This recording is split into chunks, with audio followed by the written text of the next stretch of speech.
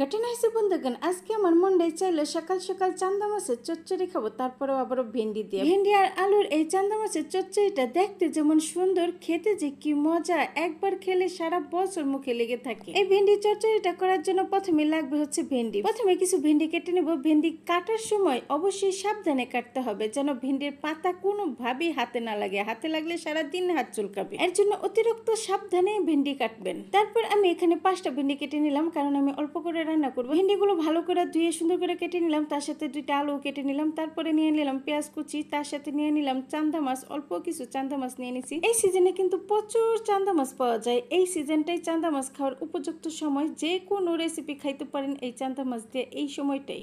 তারপরে চান্দা মাছগুলো সুন্দর করে লবণ হলুদ মাখিয়ে তেলের ভিতরে সুন্দর করে ভেজে নিব, একদম মশমশা করে ভেজে নেব। ভেজে নিয়ে তারপরে এগুলোকে যখন ভাজা হয়ে যাবে উঠিয়ে নেব। উঠিয়ে নিয়ে ওই তেলের ভিতরে দিয়ে দেবো পেঁয়াজ কুচি।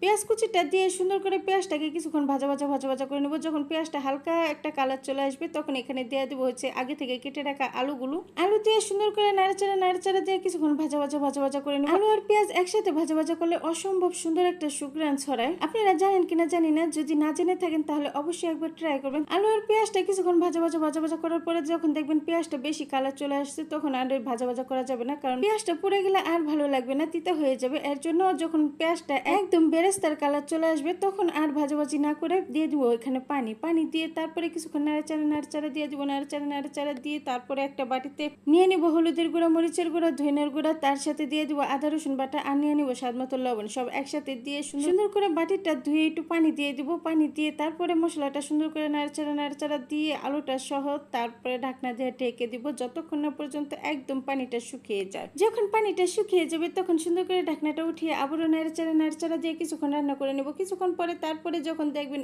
একদম এইরকম হয়ে গেছে তখন এখানে দিয়ে দেবো আগে থেকে কেটে রাখা ভেন্ডি। আলুটা কিন্তু কষানোর ভিতরে সিদ্ধ হয়ে গেছে। এখন ভেন্ডিগুলো দিয়ে দিব। ভেন্ডি সিদ্ধ হতে আপনারা তো জানেনই বেশি সময় লাগে না। তো ভেন্ডিটা দিয়ে সুন্দর করে মশলাটার সাথে উল্টায় পাল্টায় কিছুক্ষণ মিশিয়ে নিব। কিছুক্ষণ মিশিয়ে ভালো করে ভাজা করে নেব। কিছুক্ষণ ভাজা করার পরে তারপরে দিয়ে দিব পরিমাণ মতো পানিটা অল্প করে দিব। সুন্দর করে পানিটা দিয়ে তারপরে একটু নাড়াচাড়া করে দিব। নাড়াচাড়া দিয়ে ওই যে আগে থেকে ভেজে রাখছিলাম চান্দা মাছগুলো সুন্দর করে উপর দিয়ে দিব। উপর দিয়ে আবারও হালকা করে নাড়াচাড়া দিয়ে দিব। নাড়াচাড়া দিয়ে তারপরে সব সমান করে দিয়ে সুন্দর করে ঢাকনা দিয়ে ডেকে অপেক্ষা করব। মাঝে মাঝে একটু করে নাড়াচাড়া দিয়ে দিব।